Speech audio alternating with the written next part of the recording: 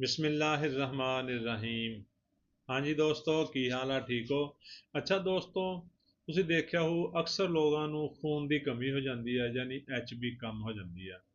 ਬਾਜ਼ ਔਕਾਤ ਕੋਈ ਐਸੀ ਬਿਮਾਰੀ ਆਈ ਕਿ ਕਈ ਦਿਨ ਤੱਕ ਬੰਦਾ ਬਿਮਾਰ ਰਿਹਾ, ਉਹਦੇ ਨਾਲ ਵੀ ਖੂਨ ਦੀ ਕਮੀ ਹੋ ਸਕਦੀ ਆ। ਬਾਜ਼ ਔਕਾਤ ਕਿਸੇ ਬਿਮਾਰੀ ਦੇ ਵਿੱਚ ਐਂਟੀਬਾਇਓਟਿਕ ਲੱਗਣ ਨਾਲ ਵੀ ਖੂਨ ਦੀ ਕਮੀ ਹੋ ਸਕਦੀ ਆ, HB ਕਮ ਹੋ ਸਕਦੀ ਆ।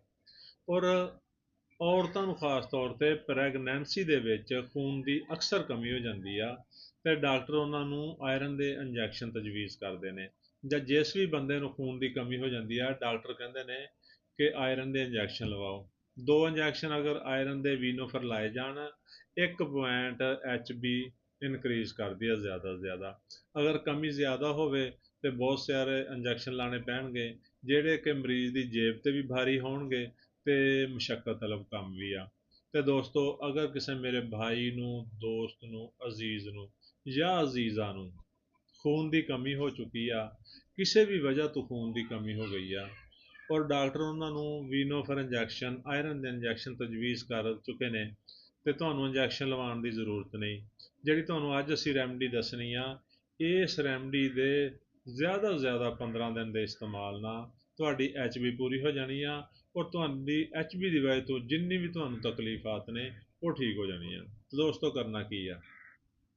ਇਹ ਹੋਮਿਓਪੈਥਿਕ ਰੈਮਡੀ ਆ, ਲੈਸੀਥੀਨਮ 1 ਤਾਕਤ ਦੇ ਵਿੱਚ। ਇਹ ਮਸੂਦੀ ਆ, ਜਿਹੜੀ ਤੁਹਾਨੂੰ ਜਲਦੀ ਆਸਾਨੀ ਨਾਲ ਮਿਲ ਸਕੇ ਤੁਸੀਂ ਉਹੀ ਲੈ ਲੈਣੀ ਆ। ਮਸੂਦ ਦੀ ਲਓ, ਕਮਾਲ ਦੀ ਲਓ, ਜਰਮਨ ਦੀ ਲਓ, ਜਿਹੜੀ ਤੁਹਾਡੀ ਜੇਬ ਇਜਾਜ਼ਤ ਦੇਵੇ।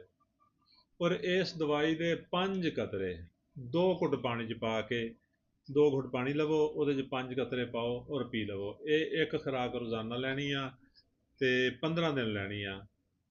ਦਵਾਈ ਇਸਤੇਮਾਲ ਕਰਨ ਤੋਂ ਪਹਿਲੇ HB ਚੈੱਕ ਕਰਾ ਲਓ, ਔਰ 15 ਦਿਨ ਬਾਅਦ HB ਚੈੱਕ ਕਰਾ ਲਿਓ। ਤੁਹਾਨੂੰ ਖੁਦ ਹੀ ਪਤਾ ਚੱਲ ਜਾਣਾ ਹੈ ਜਦੋਂ ਤੁਸੀਂ ਠੀਕ ਹੋ ਗਏ। HB ਚੈੱਕ ਕਰਾਉਣ ਤੋਂ ਬਗੈਰ ਹੀ ਤੁਹਾਡੀ ਤਕਲੀਫਾਤ ਦਾ ਜਦੋਂ ਉਜ਼ਾਲਾ ਹੋ ਗਿਆ, ਤੁਹਾਨੂੰ ਪਤਾ ਲੱਗ ਜਾਣਾ ਕਿ ਤੁਸੀਂ ਠੀਕ ਹੋ ਗਏ ਹੋ। ਅਤੇ ਦੋਸਤੋ, ਇਹ ਦਵਾਈ ਤੁਸੀਂ ਅੱਜ ਹੀ ਇਸਤੇਮਾਲ ਕਰੋ।